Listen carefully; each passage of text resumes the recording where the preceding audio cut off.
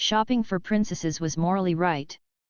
It was true that Vainqueur hadn't eaten a minion in a long while, and that he had come to realize that they had feelings beyond serving dragons, but catching princesses was a dragon's duty. He also ate manlings on occasion, just not his minions. He wasn't a cattle-tarian. Grandrake, you said? Hajam the shark asked manling Victor, the two having been glued together for the entire voyage out of the triangle. The worst sharks in the waters below had guided the ship through reefs and currents, under the light of the midday Sunday. You've heard of him? Friend Victor answered, completely unaware of Vainqueur's existential crisis. The Lost Hoard of Grandrake is a famous legend in the Dagger Coast. It draws adventurers and treasure hunters every now and then.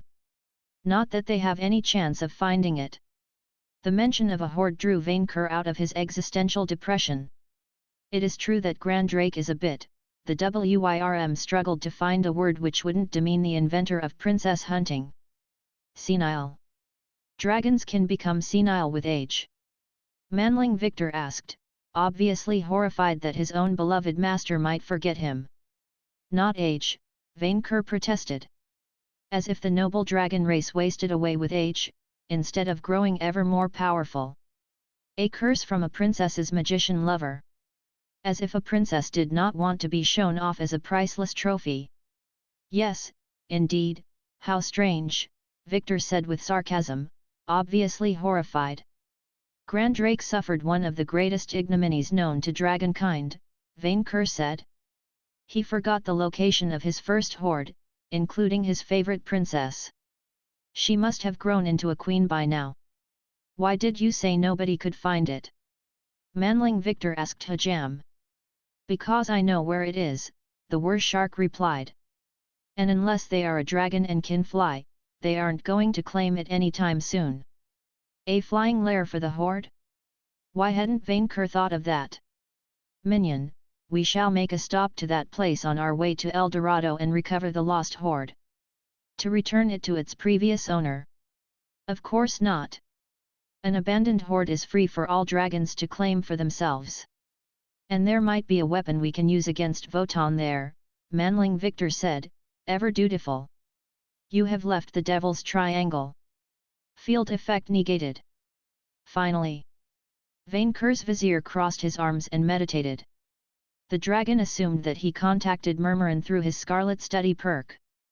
The dragon left his servant to his duty, watching the sea until they finally reached a large, tropical island. The locals had built an immense port, the biggest Vainqueur had ever seen, on its shores. Hundreds, maybe more ships similar to the piggy bank too had dropped their anchors there, while a group of them formed a defensive perimeter around the bay. Even from a distance, Vainqueur could smell wonderful scents coming from this place, spices, meat, elves, and most importantly, gold aplenty. Here is Port Damn, Hajam the shark said. The most rotten place on Outremont. You can't trade there if you've half a soul. Vainqueur quickly realized why the locals had fallen so low as to corrupt the institution of minionship. The surplus of gold had corrupted them, and without a dragon to provide a tribute to, they had let their wealth go to their heads. So Vainqueur would relieve them of it. Well, as expected, unrest followed after we lost contact, but Jules handled it, Manling Victor said, after emerging from his trance. Our army has grown by 100 sentient zombies, 55 ghosts, and 1 Penang gallon. Penawat. Your Majesty doesn't want to know. Then, Manling Victor, you shall announce my presence to these sea peasants of Port Damn, and order them to submit to my imperial authority. Tell them that I bring dragon civilization as the minion liberator, which is non-negotiable. You should use a pirate nickname to inspire fear, Hajam suggested. These mammals only respect strength and beards. That is ridiculous, Vainqueur replied. Superior beings have scales, not hair. Thank you for the kind comment, Your Majesty, Manling Victor replied with sarcasm, tired from the journey. He's not wrong, Hajam shrugged as if it was ever in question. The dragon thought about a fitting title and eventually settled on one. Then announce me henceforth as Vainqueur Goldbeard, Emperor of the Pirate Sea. As your majesty wishes. Widen voice. Manling Victor finished to cast a spell, his words now resonating across the sea. People of Port Damn. I am Victor Dalton, Grand Vizier of the VNV Empire, Ishvania, and the Alban Mountains. His Majesty, the Great Dragon Vainqueur Goldbeard Knightsbane, Emperor of the Pirate Sea and Minion Liberator, has come to conquer your city and free all the slaves. Tell them to give me all their gold too, Vainqueur said. For the baby coin's safety. The Empire will also take a one-time tribute of gold in exchange for bringing you dragon civilization. Think of the baby coins. The baby coins. I shall give them a few hours to submit, the dragon decided, feeling merciful. I think we won't have to wait that long, and they don't seem to want dragon civilization.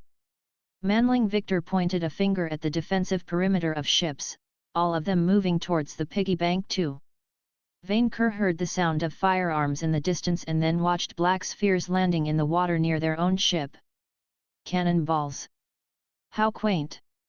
Then I shall give these pirates a taste of my power, Vainqueur declared, deciding to start with his weakest ability. Geomancy. Geomancy activated. Field type, Ocean. Effect, Tsunami. Minion, what is a tsunami? His vizier didn't have the time to answer, as his perk activated first. Under the strain of Vainqueur's magic, the sea suddenly rose right below the ships, which would do him harm. An immense wall of water sent 5 of them flying straight to the skies, then advanced towards the rest while getting higher and higher. Vainqueur's attack crushed everything in its path, rising as high as 40 feet. Oh ho, brutal! Hajam the shark relished at the sight of the devastation. Father Dagon's wrath is upon us. Vainqueur raised his head in pride, happy with the result. Except the wave did not stop at the fleet. As it kept going towards the harbour, threatening to devastate it, Manling Victor turned to his master in panic. Stop it! Stop it! Stop it! Geomancy! Vainqueur raised his arms, unleashing the full might of his magic to steer away the destruction. His efforts slowed down the tsunami but failed to steer it away. Demonic Arcana, Manling Victor cast spells on his master. Misunderstood Genius Inspiration. Elemental spells have been strengthened. Your intelligence has increased by 2 stages. Sigardium Leviosa. Vainqueur shouted, the wave bowing to his whims.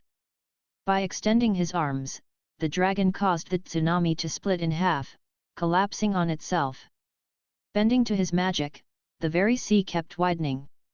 A dry pathway opened in front of the piggy bank too, revealing reefs, coral, and the remains of ships on the seafloor. Both halves of the ocean laid separated by Vainqueur's might alone.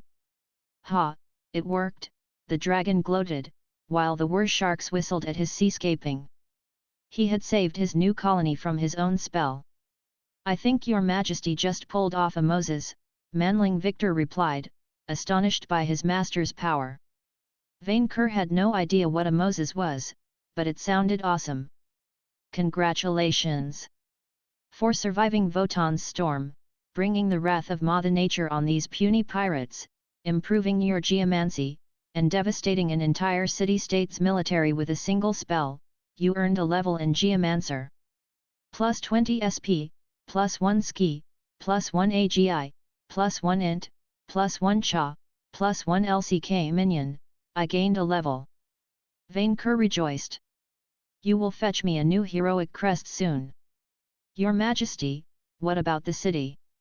Tell them that this tsunami was the first plague of Vainqueur, sent to punish their sins against dragon civilization, the WIRM declared.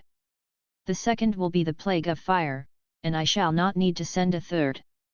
In the end, after the sea had returned to normal, the crew landed on the city, whose authorities had promptly sued for peace. The crew planted Murmurin's flag on the tallest building available, and the Empire won its first colony. Vainqueur had opened a portal back to Murmurin with his golden road, ripping space in half and allowing his minions to cross the ocean. When Jules stepped out of the portal as the first settler, the ghoul glanced around at the remains of the pirate fleet floating near the harbour, rubbed his hands, and then spoke words that would become famous. I can work with that.